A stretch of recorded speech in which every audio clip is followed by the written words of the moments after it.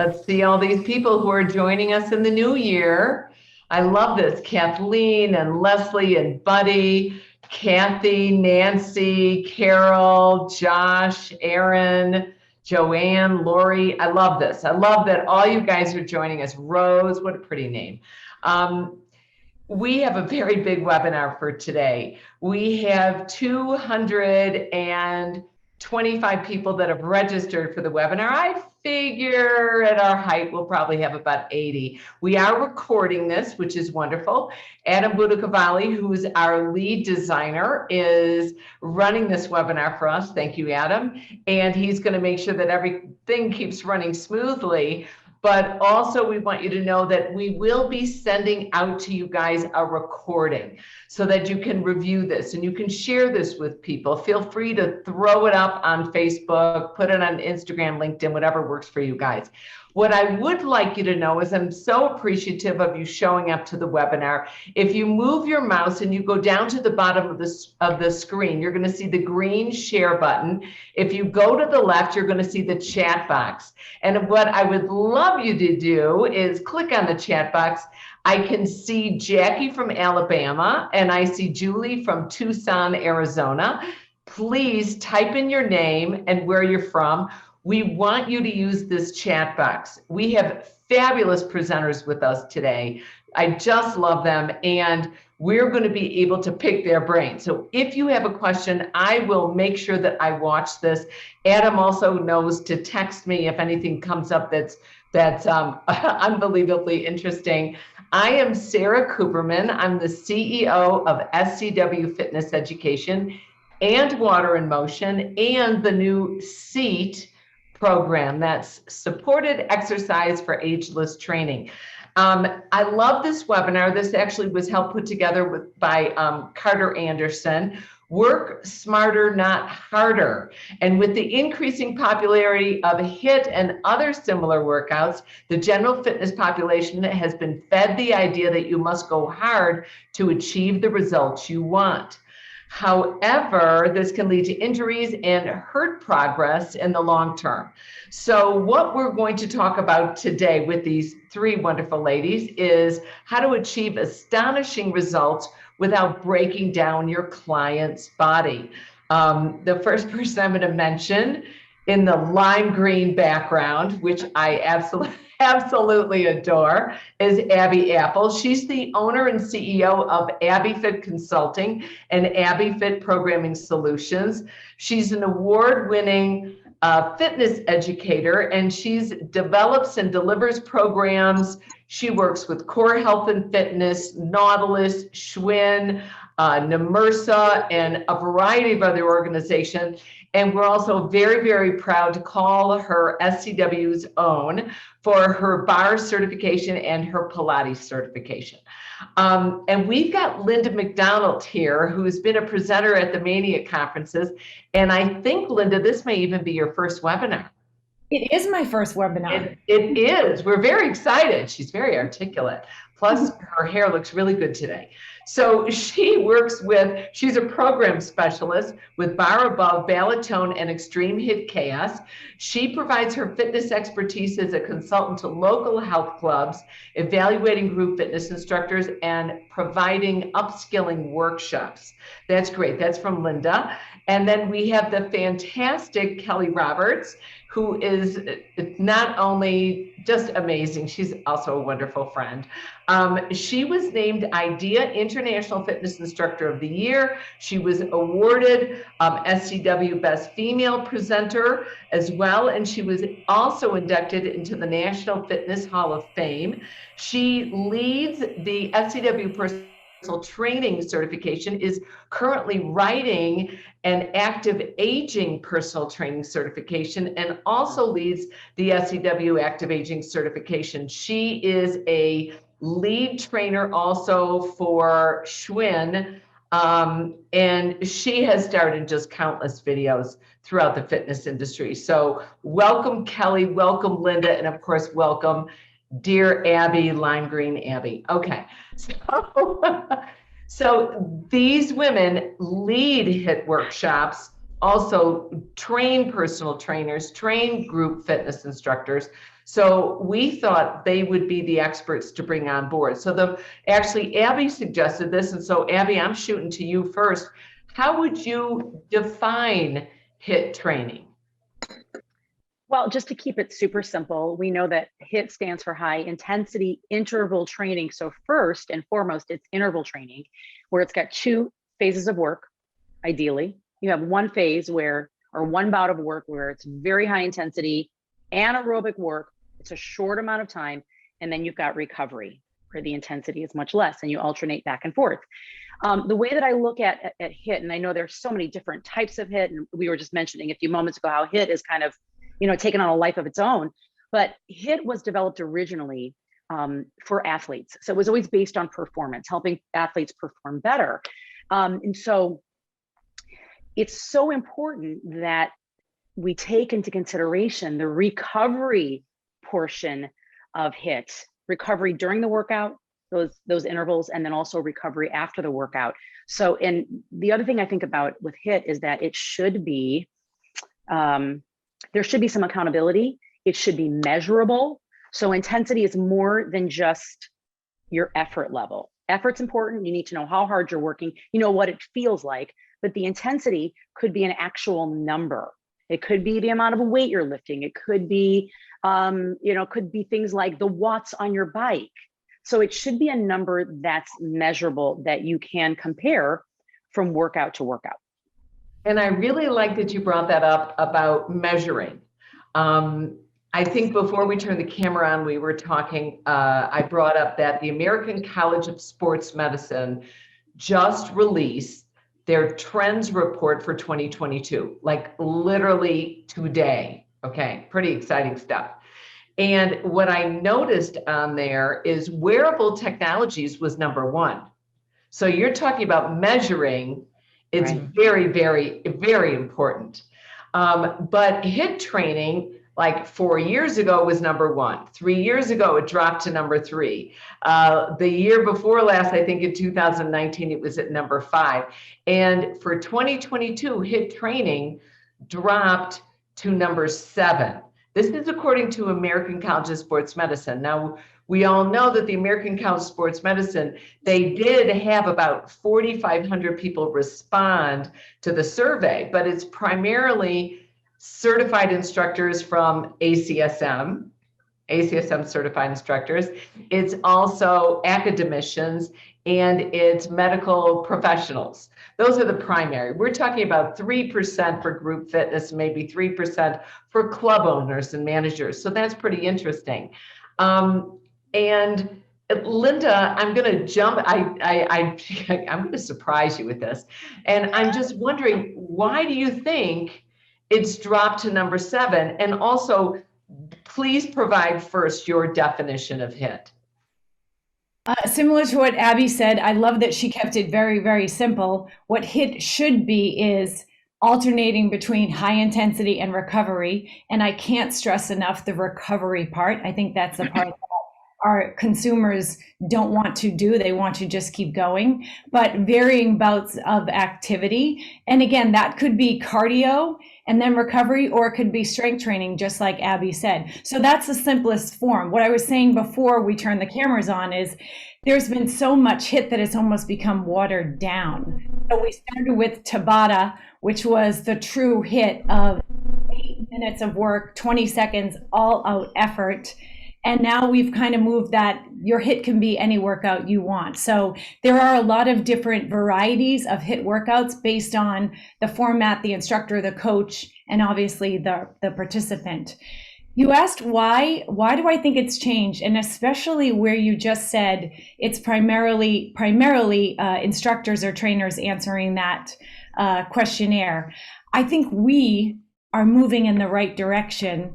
And I think that you're seeing more people are strength training, and that's a really good thing, especially women. Women usually are afraid to strength train because they're afraid they're going to get bulky. And I think that we have continued to send that message. And I think that people are getting the message that recovery is really important. And I'm not even talking about during the workout, even though that's really important. I'm talking about recovery after workouts. People are taking more time to do restoration work, to do foam rolling. Abbie, I'm going to get the word wrong. I bought one of those little thingamajiggas, the Namarissa. Is that what it's called? Yeah. So I think that Thingamajiggas. thingamajig, The technical term. It's okay, Right. ladies.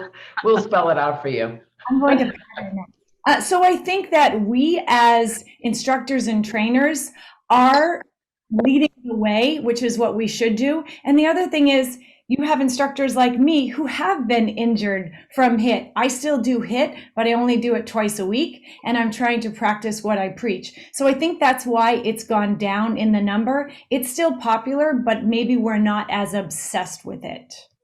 Interesting. Yeah, I think you're spot on, Linda. And Kelly, what are your thoughts on defining HIIT and where it's positioned in 2022? I've always defined HIIT by the studies. I've done a lot of presentations on HIIT training and have looked to the studies. And so when you look at the studies, there's a huge variety of ways of doing high intensity training, interval training, you know, from 4-minute intervals that Tremblay studied down to the 2010 of Tabata. There's everything in between. Basically, I think Abbie and Linda have said everything I would have already said about it. And I really believe in measurability and measuring the intensity, not just with heart rate too. Heart rate really is a measurement of your experience of what you're doing, but having watts on a bike, for example. My favorite way of doing HIIT is on a bike because it doesn't hurt.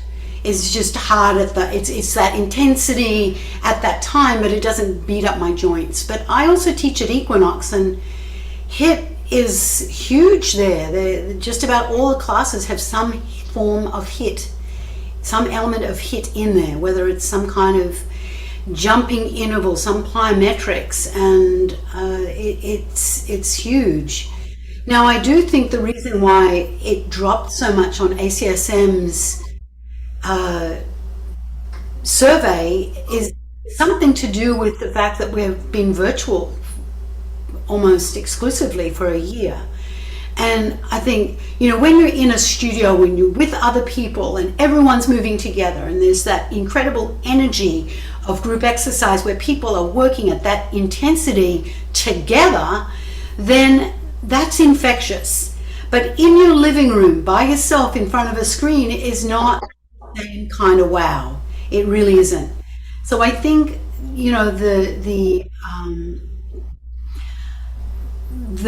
drop is probably also connected to the fact that virtual training is so big now and continued to be really big. I think you're right, Kelly. I think it's interesting because what we've seen, it's really 2 years we've locked down. 2 years. And when I look at, like, let's say ACSM and their preferred workouts, you know, you see wearable technologies, you see in-home gyms, you see outdoor training. These are things we never would have seen in 2019. We just wouldn't have experienced. So maybe that's pushed HIIT down. The other thing is that surprised me is group in 2019, according to ACSM, group training was going up and up and up, and it was in the top 3. Now it barely made the top 20. It is number 20 for ACSM group training. Well, hello, we can't be in a group. You know, we're like 6 feet apart. Most of us are 8 feet apart. Like at the conferences, we put dots on the floor that are 8 feet apart because God forbid somebody crosses over into somebody else's space, or Abbie points to the right and everybody's going left. You know, it's because of her poor cueing, you know, but we feel bad for Abbie. Poor cueing. But it's interesting the way things are changing. But that intensity, Kelly, why do you think, like Equinox, they would not put it on the schedule unless the students wanted it? I mean, all of us know they're a very savvy group. So, yeah, they're very savvy. But I was talking to my manager just the other day, and I'm teaching a class called Strong, which is a strength training class. And he said I could put body sculpt and strong on the schedule all day, and it would be packed because people love it. So coming back to what Linda was saying about strength training is really seeing, a good growth in the last few years. And I think I've seen it for years being the most popular classes on the schedule at the gym. I think that Equinox just really likes HIIT protocol. It just seems to be, they like that intensity. They've kind of bought into it. Linda, what is the science behind the HIIT training that you think draws people to this type of programming? Well, because there's so many benefits to it. One of the best things I think about HIIT training, so obviously you're getting your heart rate up to that max heart rate and you're hitting that anaerobic zone, but it also can give you that endurance training. So if you're a marathon runner, which I am not, people, and I'm never going to, you can still get the benefits from HIIT training. It can still increase your cardiovascular level. So there is, as Kelly was saying, and I love that she brought up the science. She's such the science girl. There is so much research that HIIT training does equal benefits of cardiovascular, depending on what you're doing. I'm using it as a cardiovascular, like you said, on a bike, that's usually a cardiovascular workout. You're definitely going to increase your endurance and your anaerobic threshold, and that's what people want. So that's the science part that people want. The other thing that people want is it's an efficient workout. You get the most bang for your buck in that workout. But people know that it works, so they want to do it. I think the problem is, and this is why maybe it's down also. Steiniger, Steininger. Oh, I heard Stephanie in there. Stephanie, I heard you. Okay. I was like, I muted it. Person in my Stephanie. Hold on, I just had my thought and I just lost it for 1 second. Recovery. Anyway, I was going to say something, but I forgot what it was. Going on is you were talking about the efficiency of the program, and then you get cardiovascular training, you get musculoskeletal training. It's efficient. It's 30 minutes. Exactly. The problem that I think we ran into, and perhaps which is why people get injured, is people want to do HIIT every day. And this panel knows that we should not be doing HIIT every day, because if you do HIIT every day, guess what? You're not doing HIIT. I was an economics major. The only thing I learned is the law of diminishing returns, which means that the more you do something, the less productive you are. So if you are doing HIIT training every single day, you're no longer doing HIIT training. So the science is you should only do HIIT training twice, maybe 3 times a week, so that you can really hit those maximum heart rates, getting in that anaerobic zone, so that you can get the benefits that you are looking for. Yeah, I can see that Pam wrote exactly. Yeah, that's exactly it. I'm sitting here in Colorado right now, and I'm a skier. Oh, skiing is just a wonderful HIIT programming. You work like a lunatic going down the mountain, and then the focus is recovery. You sit on the chair and you chat. I think chatting is a cardiovascular activity. That's I'm sticking to that. But it's interval. And Abbie, you emphasize the importance of recovery. And I think sometimes that gets lost. Can you share with us your thoughts on that? Yeah, so if you're looking to gain the benefits of HIIT, like what true HIIT is, because we know, we were just talking about all the benefits of doing it. I mean, one of them is potentially you can lose weight. We know that potentially. Because you like that if it's done right. You've got, especially if you're working at that high level, it takes a lot longer for your body to recover, and the fuel that you use to recover. So we're talking about that afterburn and how important that is if you're doing it right. And it always comes back to that. So what that means is that even within the workout, I forgot who I was reading that, what's his name? Michel Delcourt. And I love what he wrote about this. He said, if your recovery is less than 2 to 3 times what the actual work is, it's probably not true HIIT. In other words, if you went all out for, say, 30 seconds, as an example, all out intensity for 30 seconds, you'll need at least 2 to 3 times that to recover. And a lot of people think recovery means doing nothing. You know, I was joking, standing around smoking a cigarette. No, that's not what we're talking about. It might be just some exercise that's less intense so that you're able to go back and do the same bout of work again for 30 seconds. So if it's on the bike, say you burned 30 seconds, give me a good calorie. You burned 10 calories in 30 seconds. That's probably a lot, but you burn 10 calories by working all out. Well, you'll need a good minute to 90 seconds to recover, to come back and try to burn the same amount of calories again. And that's where really the benefits come in. And we're talking, when we say benefits, all the things that Linda was saying, again, losing weight can be a part of it if it's done right, but also the hormones that your body produces, all the anti-aging hormones. I think that's huge. And I keep going on about this, but I'm always in school, and I'm in school. And one of my, physiology textbooks was even, this is even a few years ago, was talking about the benefits of doing HIIT, a physiology textbook. I was like, wow. So they're bringing this in, to, at the university level, talking about it, but they're also saying how it really needs to be done right. And that recovery within the workout and then recovery after the workout is important. So again, you couldn't do this every day, because you could never, first of all, you couldn't recover fast enough if you're working at that level. Now, what that also means is we come back to those true numbers, because I know a lot of people sometimes think they're working really hard. And I say this all the time, their effort level is very high, and that's important. But that can be a little, what's the word? Deceiving. It can be a little deceiving, your effort level, the perceived exertion level. And the one thing, and I'm going to say this as quickly as I can, but as an example, when you go out, who runs like 3 miles? And I've said this a few times. Sarah, I know you're a runner, right? It's like 3 miles. You used to, but 3 miles is a pretty good. I'm a walker. I walk 3 miles. Now you're a walker. All right. So if you walk 3 miles versus run 3 miles, how many calories do you burn? It's still 3 miles. It's the same 3 miles. It's the same energy that you used. Right. It just takes you longer, but you're still burning the same amount of calories, even though the effort level for the running felt like it was a lot more. Some of you all know you've gone out for a 3-mile run on Monday, and you've gone out for a 3-mile run on Thursday. Monday, it felt great. 3 miles, it felt horrible. Or Thursday, it felt horrible, but you still finished through 3 miles. Again, how many calories did you burn?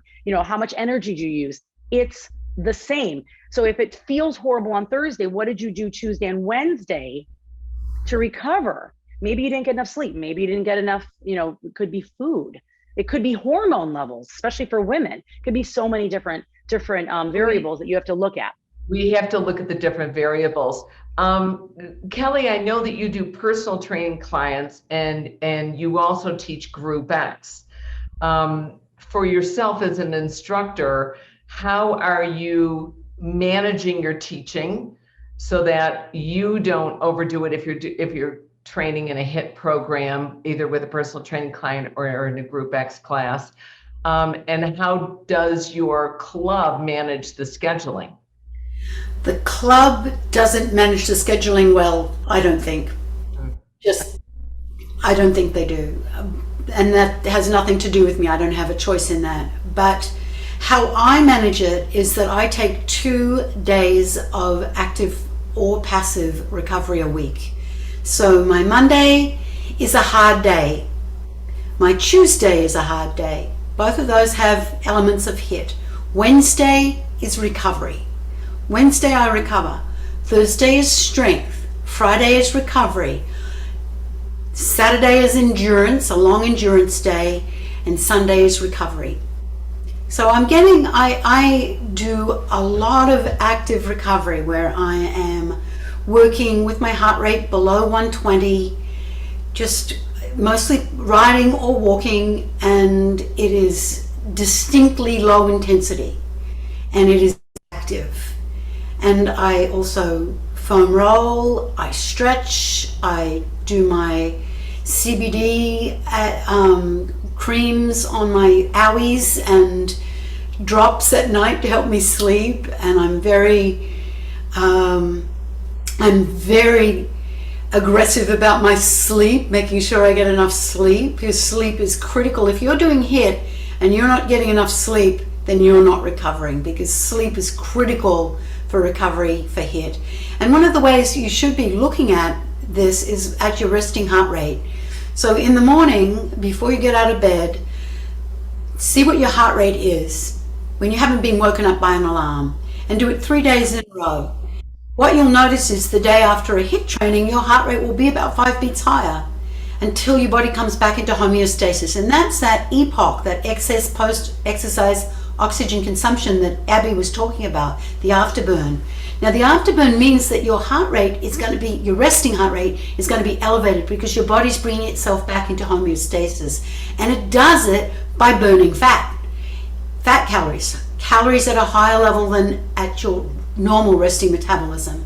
And this is good, but if your heart rate stays chronically elevated, your cortisol levels are also going to be chronically elevated, which means that your stress hormones, your norepinephrine and epinephrine, your noradrenaline and adrenaline levels will be high from a chronic standpoint, which means you're not recovering and you are going to really burn out. You'll not just get orthopedic injuries, you will get a systemic fatigue. And I think that's really interesting. Linda, I'm going to hit on you in just a second here. But what I think is fascinating is that sometimes we get addicted to a fitness routine. Like you get, like, for a while there, it was hot yoga. Like I wanted to do hot yoga like every day. That's not efficient. That's not a way to build your body up. To be honest with you, that's probably a way to build you, tear yourself down. Doing HIIT every day, doing yoga every day, foam rolling every day. The overdoing anything is not exactly healthy for us.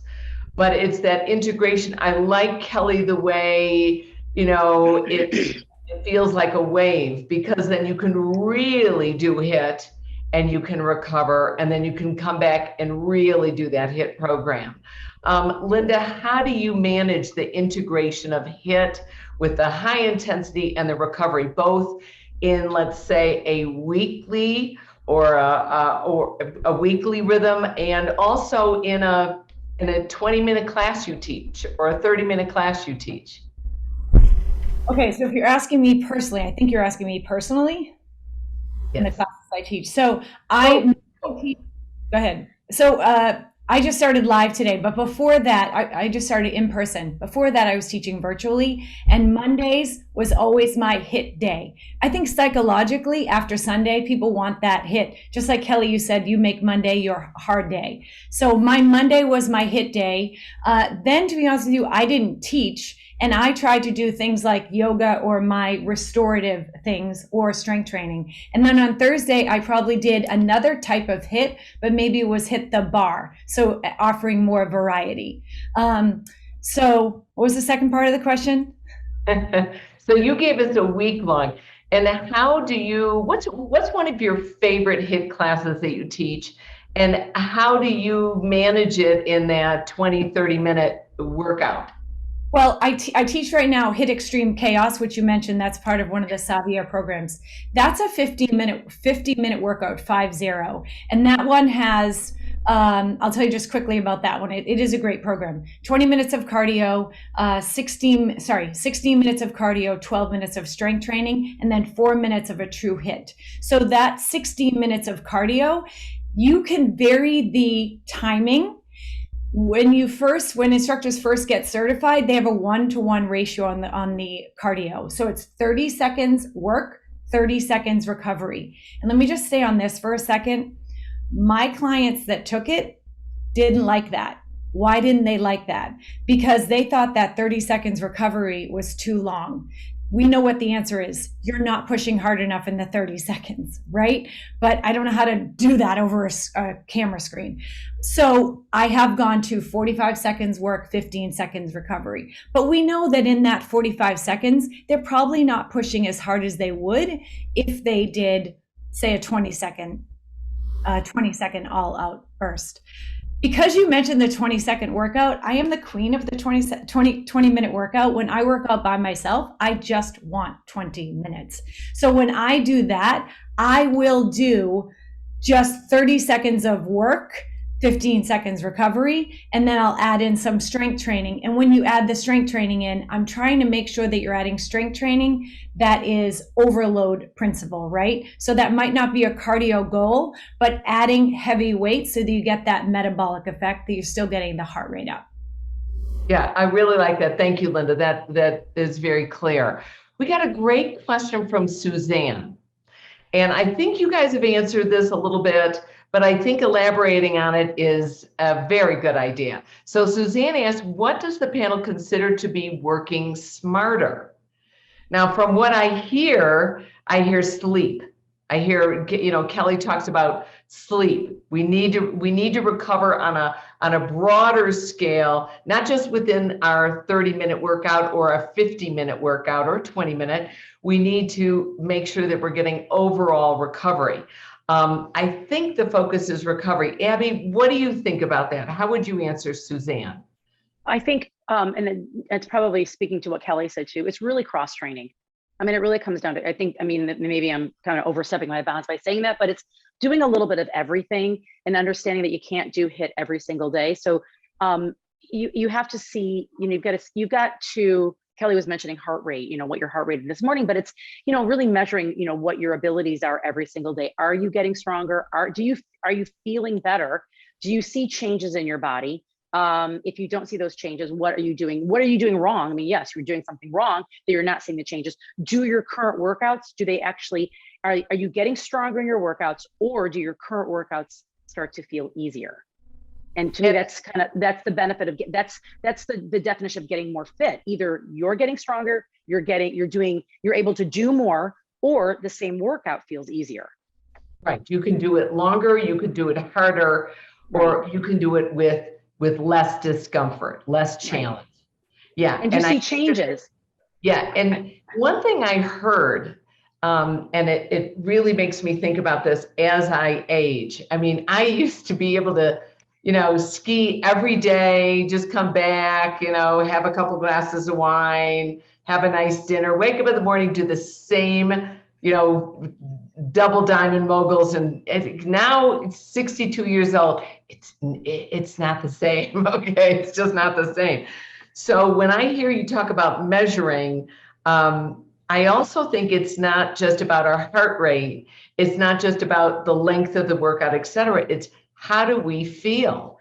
And I think, to answer your question, Suzanne, a lot of times working smarter does not mean standing in a group, whether it's a large group, small group, or even having a personal trainer scream at us, keep going, jump higher, jump longer, work harder, lift more.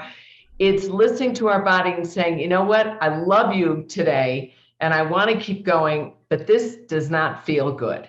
You ever have those days where it's like, I just can't do it. And you need to listen to your body, because it also, not only can it mean that your body's fatigued, your body is challenged, like Kelly had stated. Kelly, you said that if you do HIIT workout, you're going to wake up the next morning and your heart rate's going to be higher because your body's working hard to recover from the stress you put it under. And that recovery is key, because that's where you get stronger.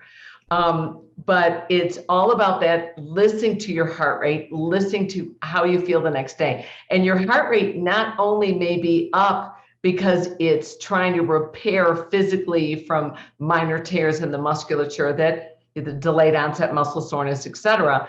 It also can be challenged by getting the flu, getting a small cold, it's colder outside, you've been walking around outside, it's different. The body has to work stronger.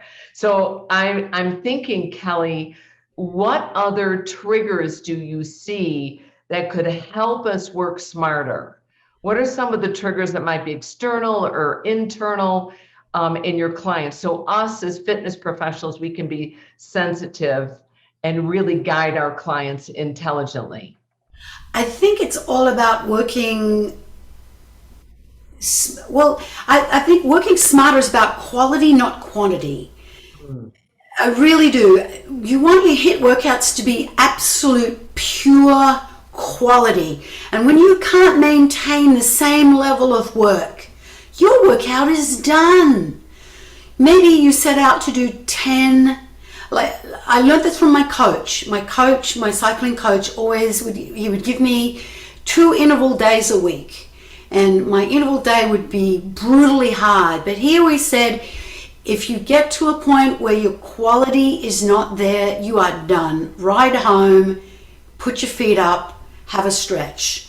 You're done. If the quality is not there. So it's quality, not quantity. We've been talking about 2 days a week. It's 20% of your total workout volume. So if your workout volume, 100% of your workout volume means that 80% of that workout volume is moderate to threshold and below intensity, and then 20% of it is anaerobic work, and you want that 20% to be absolute pristine quality anaerobic work that is absolutely above threshold, and that's where you'll get the benefits from the anaerobic training, if it's truly anaerobic. If you're not getting there, then you're not recovered. So let it be quality, not quantity. Rest, sleep, stretch, do active recovery, active cardiovascular recovery, not just stretching, but do walking and easy cycling and things like that. There's huge benefits to doing that.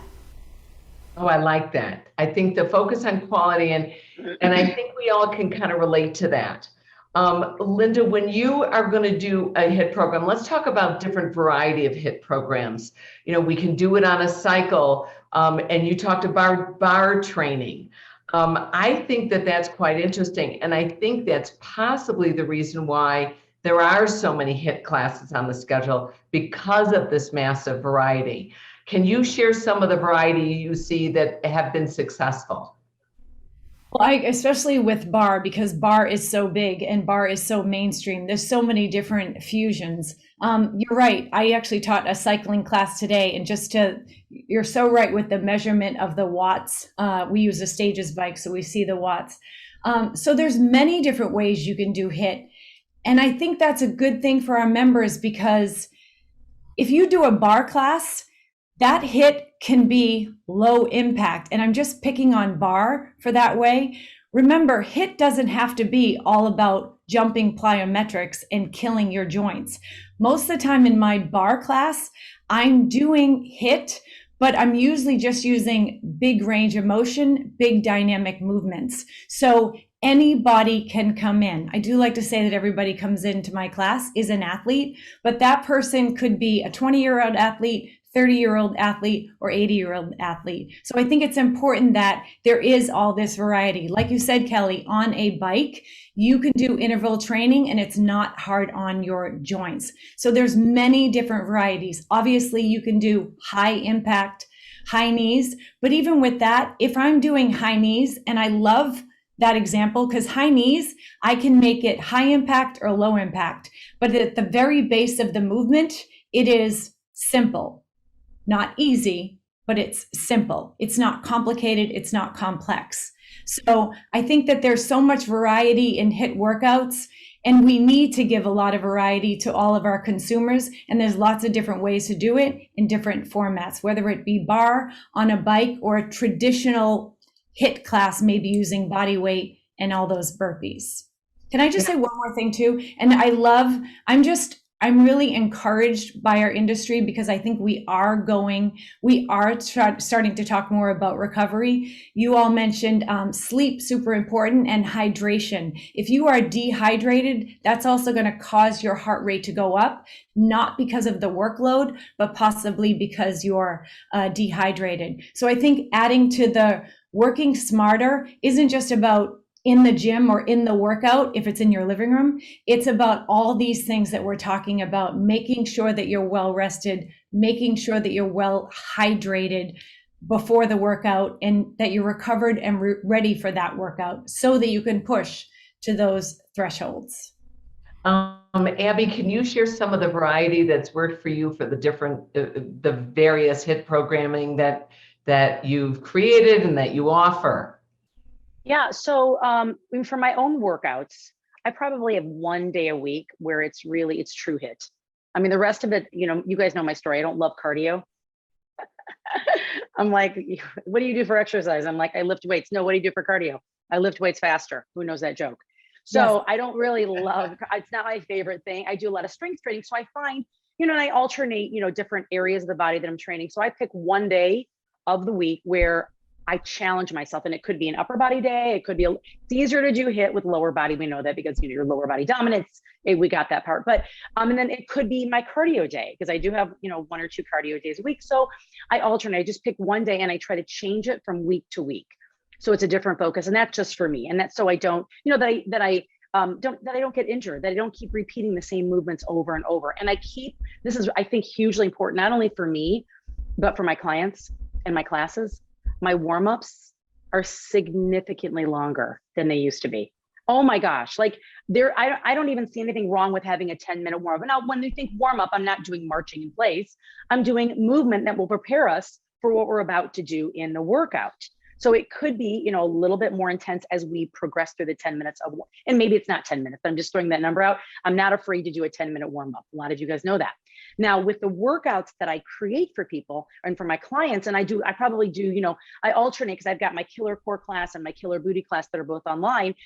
I don't know what these are all virtual workouts. So I don't know what they've been doing throughout the rest of the week. So I've got to be careful about how I plan this. So I probably pick once a month, maybe twice a month, where I do one of those classes and make it a higher intensity workout. Now, when I say higher intensity, and then I'm going to shut up, what I do is I pick, a certain amount of time, 20 seconds, 30 seconds, maybe even 45 seconds of all out work. And most of the time it's going to be a body weight exercise. And then what I do to recover is, rather than stand around, because I know sometimes your clients, the type A's, they don't want to stand around and do nothing, even though they probably didn't work hard enough. And if they did work hard enough, they would want to stand around and do nothing. But I know them, and I know just psychologically. So what I do is I give them active recovery. I give them movement in there. So it's something that's not impact. It's not going to put a lot of stress on their joints. And I know that their heart rate and their intensity comes down significantly. So then I ask, because I always have them repeat the same exercise at least once, most likely twice, and 3 times. Yeah, and the nice thing is, when you do something like that, you keep them engaged. Yes. I mean, you just keep them engaged. And something that requires technique. I think you can work on technique things that will get them better for the actual HIIT. So they have to think a little bit, and so they don't get bored. I love that idea. I think that's a terrific way to approach it, because we need to, I think people realize you're going to take 1 class, 2 class, 3 class, 4 classes. Even if you're doing 2 a week, that's 2 weeks. You've already taken 4 classes. Do you think they're going to see their body change in 2 weeks? No, it takes them, 6 to 12 weeks before they're going to see any physiological change going on. And let's just hope it hasn't been over the holidays, because they're stuffing their face, which is counteracting the workout anyway, because they all think it's oh, look at my arms. Don't they look like great? No, because you've been eating Christmas cookies, but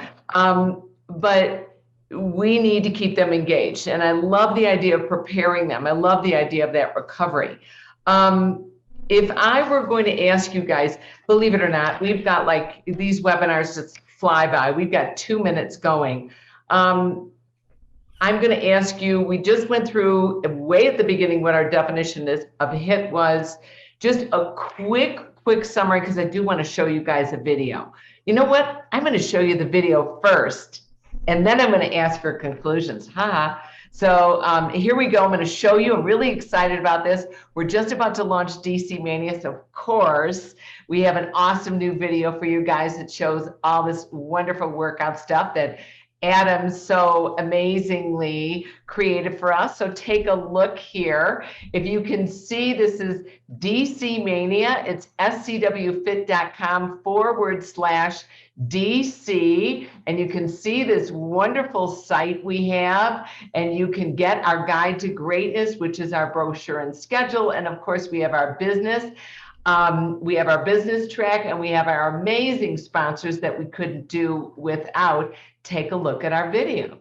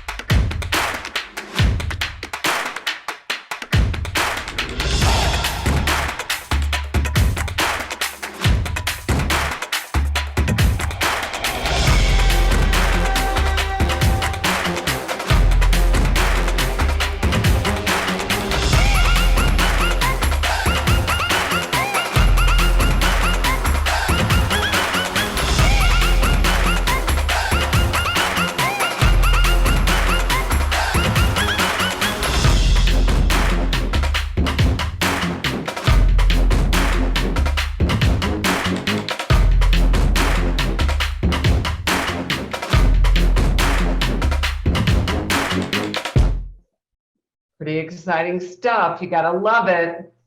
So now, Kelly, I'm starting with you. Give me your quick conclusion here for HIIT training.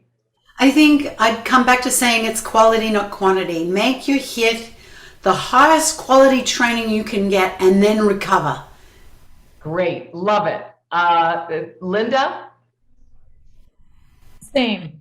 No, but I won't get off that easy. I know that. Yes. Make sure if you're doing HIIT, it doesn't have to be 5 times a week. It should not be. It should be once or twice. Go hard, then go home, but be smart about it, and make sure you're recovering. Make sure you're getting your sleep. Make sure you're hydrating. Make sure you're taking care of your body and your emotional fitness. Make sure you're taking care of your mind. If your mind is right, you'll be able to hit it harder. Thank you. That's great. And Abbie? Measure your intensity. Measure your intensity. See with watts, with something that's measurable, like a number. Measure it, try to hit that same number, and find ways in the middle of the workout, like make them short little bouts of work, and then find ways within the workout to make active recovery exciting for your clients. Terrific. I love it. Thank you, Abbie. Thank you, Linda. Thank you, Kelly. Thank you, Adam, for running this webinar. Thank you all for joining us. Happy New Year, everybody. Take care and recover. Okay. See you all.